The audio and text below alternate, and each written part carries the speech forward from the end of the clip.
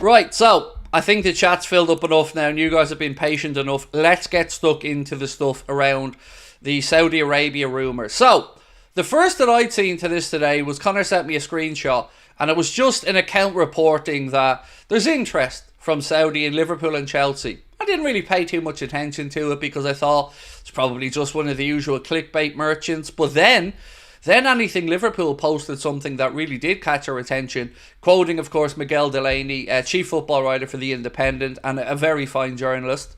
Not just saying that because he's Irish, but doesn't hurt. So they say, there is a feeling within the game that the Saudi state is ultimately eyeing a bigger club. Rumours abound with both Liverpool and Chelsea. So, look, there's a lot to unpack here. First and foremost, they would have to sell up any stake in Newcastle. I know that they're technically professing that the Saudi state doesn't own Newcastle, but we know that there is involvement there. So, there's lots of hurdles here before we even get into the what's our feelings on it. So, firstly, they'd have to sell up Newcastle and find somebody that's willing to buy it at the valuation that they feel it's at. And I'm sure that would... Even the fact that they're looking at this must really anger Newcastle fans. Because, you know, whatever we think, a lot of Newcastle fans have been very welcoming of the takeover from Saudi. And obviously have seen their club push on a little bit, get back into the Champions League. So this type of news wouldn't sit well. And this is, again, why I would heed a warning around this type of stuff. I've mentioned before, when you get to the point of view of dealing in these multi-billionaires and state-backed funds, there isn't much loyalty a lot of the time there. And if they were willing to ditch Newcastle, and again, it's still a hypothetical situation, to come to try to buy Liverpool or Chelsea, then what would say they wouldn't do the same again? And this is what I've said before. If you look back over the times where a lot of Russian money flowed into the game, with Angie Makalachach, excuse my pronunciation there, and many others, clubs were just left. So let's just assume for a second that they do sell Newcastle and that part of this conversation is freed up. Then we get to the point of, would they prefer Liverpool, would they prefer Chelsea? You would have to say Liverpool Football Club, the far bigger club in this conversation than Chelsea. And then you'd get to the point where you'd have to have a negotiation around, would John W. Henry want to sell? Now, there has been a lot of chatter over the last month or so about John W. Henry and his relationship building with Saudi business people, and he's been involved in golf negotiations, obviously, to try and bring together the USPGA and the Live Back Golf Tour. So I'm sure there are relations there. I think Liverpool are opening or have opened an academy in Saudi as well. We've seen obviously what Saudi have come in and did with boxing. So I guess the first question that I'm going to ask you guys tonight is straightforward. Would you want Saudi Arabia to buy Liverpool from John W. Henry? So let me get that as the first poll question and we'll go from there. Straightforward first question. Would you want Saudi to buy Liverpool? Yes or no? We'll leave that poll running. And again, I'm not going to judge anybody on this because I can understand every side of this conversation. You know my feelings on any state ownership in football. It's nothing against Saudi. It's nothing against Abu Dhabi or America or whoever. I just don't like states owning football clubs because I don't believe that there's fairness involved in that. So for me, look, it's a really tough conversation to have because in one sense, you look at what Saudi have done in sport and you have to be a little bit impressed by the efforts that they've made to get into sport, to fund sport. On another hand, a lot of people will have moral and ethical dilemmas that they're wrestling with around the idea of all of this. So I feel like we need to have this conversation as adults. We need to have this conversation as a rational conversation. And I find it hard to really give an opinion about these things without a lot more information. So, for instance, at this moment in time, we're talking about a hypothetical. We need to know exactly where the money will be coming from and exactly who would be involved and exactly the likelihood of John W. Henry selling up and, of course, the likelihood of the Premier League allowing a state to come in and buy another club. Obviously, we know Manchester City are owned by Abu Dhabi, let's be honest here. We know Newcastle are pretty much owned by Saudi Arabia-backed entities. So, there's a lot to unpack before we get into this, is it or isn't it going to happen stuff. And then again, we still haven't seen anything to suggest John W. Henry and FSG are willing to sell Liverpool, let alone a valuation. So, Tobias said, I'm agreeing with you on this matter. No business owner can keep up with a rich country financially. And thank you, Doreen, as well, for just saying hi. Tobias, that's my point, bro. And let me just get your message up on screen here so I can address you properly. I don't have anything against anybody from any part of the world. I have a very simple rule in life. I judge people on how I find them, and I judge people on how they treat me and my immediate family, friends, and circle. Because, for instance, if I was to listen to people about Lee Gunner, I probably wouldn't give Lee Gunner the time of day. But I've gotten to know Lee Gunner, and I know what a good man he is. So I'm happy to call Lee Gunner a friend. In these scenarios, I like to see things at face value first, before the scaremongering or not.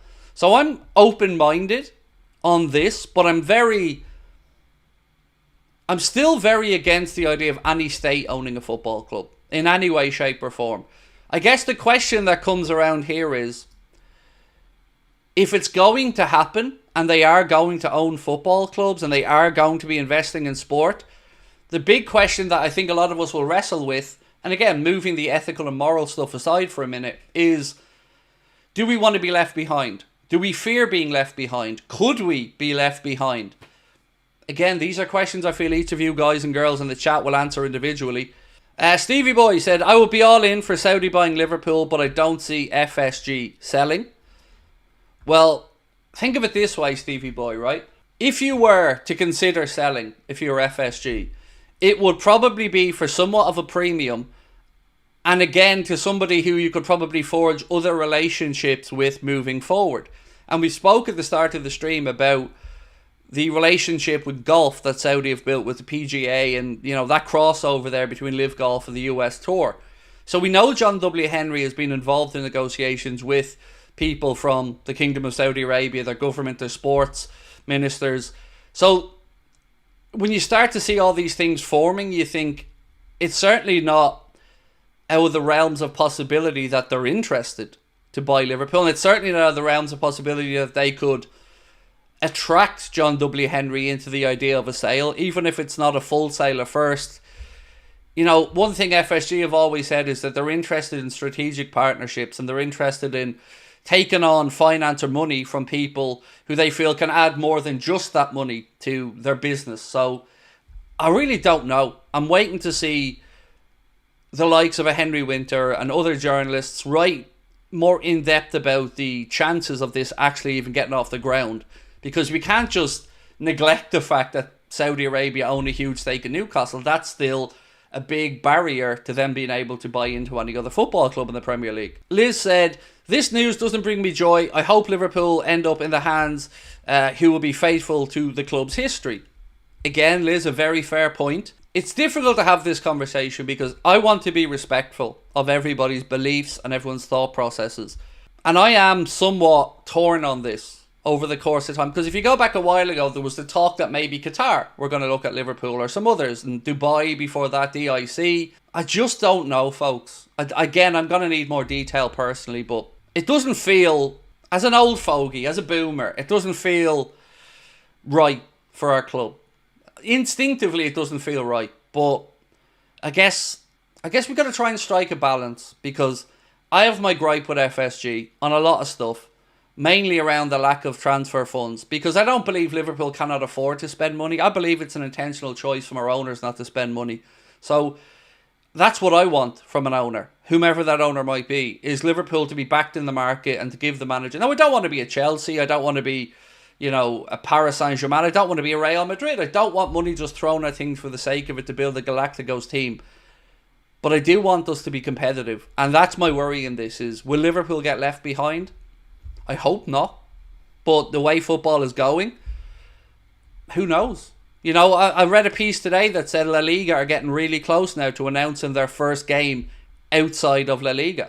There's talk that I think one of the games between maybe Barca and Atletico is being penciled in to be played over in the United States of America. A league game. So I don't know where the football world is going and what direction it's going in. So I'm still on the fence about all of it. I just can't get away from the feeling that football is moving further and further away from the working class roots it came from. Dave Sharple said, we deserve backing. FSG aren't up to the job. They aren't up to the job. You know, they aren't. And that's... I'm never going to be lured into this what if category with FSG. You know, it's always a case of fear-mongering and scaremongering. Could have worse owners. You want to be careful what you wish for. Well, I wish for my manager to be backed in the fucking transfer market. And again, season after season, we're not seeing that from these owners. So I'm all open to new owners. I have to be honest about that. I am. I'm definitely open to the idea of FSG disappearing into the sunset, because I really just don't feel they have the appetite and stomach to make us winners again. And also, on that, another aspect of this from my FSG disliking head is I think they're probably a little bit disillusioned with how football has gone. You know, they came in and they spoke about buying Liverpool with FFP in mind and being able to be smarter than other clubs and find ways to find jewels in the underlying numbers and data.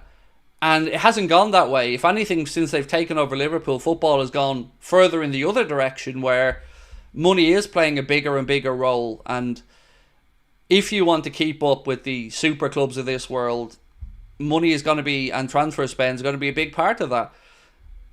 And since we've won that league title and since we won the European Cup, you know, I don't feel we've pushed on.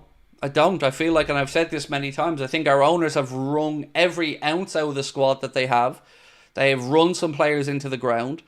And again, we can talk about some questionable decisions around contract extensions and transfers as well.